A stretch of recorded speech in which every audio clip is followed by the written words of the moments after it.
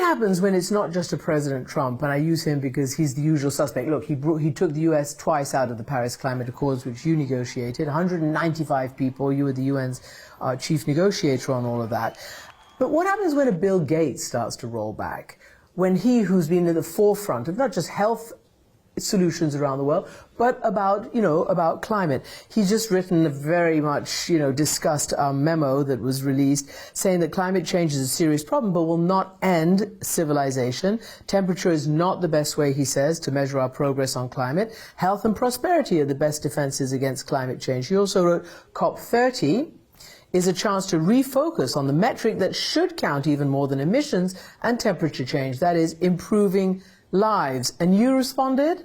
I responded, it's very understandable that Bill Gates, who is a friend, thinks in binary terms because all of the computing world is based on binary thinking. Ones and zeros. That is the basis of computing. So it's very understandable that he does this binary thinking and binary analysis. However, the real world is not binary.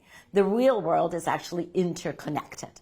And so there is no use in us exclusively dealing with health, with poverty, if we don't also protect people against the ravages of climate change. And sadly for him, he published this memo exactly in the time in which Melissa hit Jamaica. Yeah. And so the question, is, let's ask the Jamaicans whether, even if they had had perfect health and perfect quality of life, would that have protected them against Melissa? The answer is no. Indeed, we have to do both. Indeed, you did an extensive X or Instagram response. Sorry, Bill Gates, no amount of human welfare in Jamaica would have stopped, prevented, or reduced the impact of Category 5. Melissa, so let's now talk about hurricanes, because this is also, everything becomes political. Everything becomes political. So people will say, well, it's not global warming that creates hurricanes, and I think scientists also agree, but it is global warming and sea warming particularly that creates their ferocity and the more and more. Exactly. And that is something, the amplification. And yes. I wonder, where are we? I mean, they've just had didn't they have a oceanic report recently? I mean, the oceans are really getting hotter. They are getting much warmer, and that's the issue. Just to take Melissa as one example, it might have been a Category 2 or 3 or maybe maximum 4 hurricane, but it got to 5 very, very quickly because on its path, it passed over oceans that were 3 degrees warmer than they should be. And because the ocean is warmer, that means there is more evaporation, the hurricane takes in more and more humidity and becomes much more ferocious. So let no one say that climate change produces hurricanes, but it definitely makes them more ferocious and very likely more frequent. Here in Brazil, the Minister of the Environment has talked about Tropical Forest Forever Fund. Yes. What do you understand that means? That is a very courageous and visionary enterprise that Brazil is launching to do something that we should have done many years ago, and that is protect standing forests and recover lands that have been deforested, and do it especially through empowering and financing indigenous peoples who own and have protected at least 40% of the forest canopy and forest cover of this planet, and have never been given the support to continue that very important protective role that they play.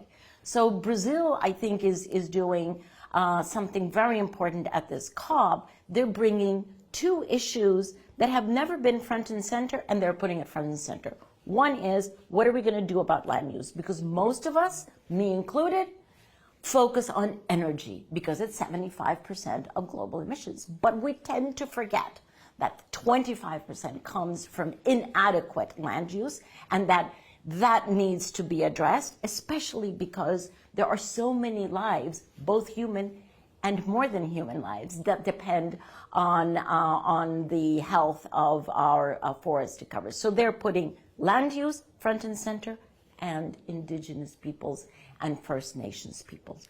That is very unusual. That is a first for a climate COP.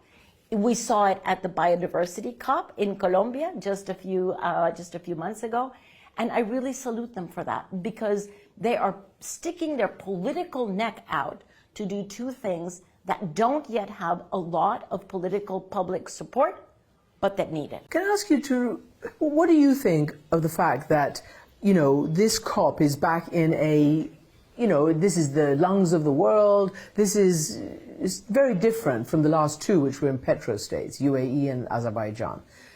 Is that just a location issue, or do you think it actually bears any kind of meaning on results of what comes out? It's very symbolic and very intentional. The COP presidency, in fact, the Brazilian government, very intentionally chose Belém, which is in the heart of the Amazon, to make their point. Let us not forget about the trees. Let us not forget about nature. And so the fact that we will all be there means we will not be able to forget that. But just in case we forget, they're going to put it on the negotiating table.